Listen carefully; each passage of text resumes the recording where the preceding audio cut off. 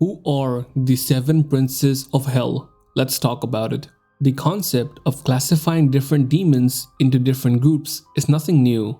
Over the centuries, different authors, scholars, and religious personalities have tried to classify the different demons that exist in Christianity and demonology into separate groups. As such, no canonical classification of demons exists. However, one of the most important books written is the Treatise on Confessions by Evildoers and Witches by Peter Binsfeld. Peter Binsfeld was a German theologian and Catholic bishop who was an influential personality of his time, and who wrote extensively on witchcraft and demonology. Binsfeld created the classification of the 7 princes of hell and based them on the 7 deadly sins, which are the 7 of the worst sins in Christianity. The idea was to essentially pair up the 7 deadly sins with the specific demon that spreads the sin. The first prince of hell is Lucifer and represents the sin of pride. Lucifer was once God's favorite angel and one of the most powerful angels in heaven. He was beautiful, powerful, and pure. However, pride got into his head. He started to consider himself to be above God and plotted to rebel against him. He gathered an army of other like-minded angels and started a war in heaven in order to usurp God's throne.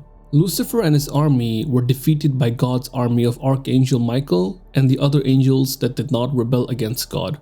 For his sins, Lucifer and his army were cast out of heaven. Due to his pride, he lost everything, and that is why pride is also considered to be the worst of the sins, and Lucifer the worst of the princes of hell. The second prince of hell is Mammon and represents the sin of greed. In the New Testament, Mammon is another term used to refer to material wealth, money, and the greedy pursuit of material gain. Binsfeld considered Mammon to be a fallen angel who represented the greedy pursuit of wealth and power, and who entices people to commit immoral actions in the pursuit of wealth and power. ASMODEUS is the third prince of hell and personifies the sin of lust and leads an army of demons. He is said to have 3 heads, including the head of a bull, a man, and a ram, while also having a tail of a serpent. As the sin of lust, ASMODEUS entices people to commit lustful acts. It is said that from kings to peasants, no one was ever safe from his influence. The fourth prince of hell is Leviathan, who represents the sin of envy.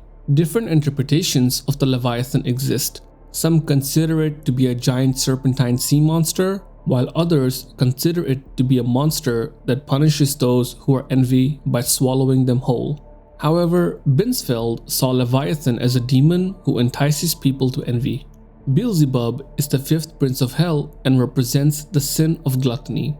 He is second only to Lucifer in terms of notoriety and is also referred to as the Lord of the Flies, which refers to his ability to fly. Beelzebub was once a high-ranking angel who was cast out of heaven and entices people to worship demons and causes general chaos. The 6th prince of hell is Satan, who Binsfeld considered to be a different entity when compared to Lucifer.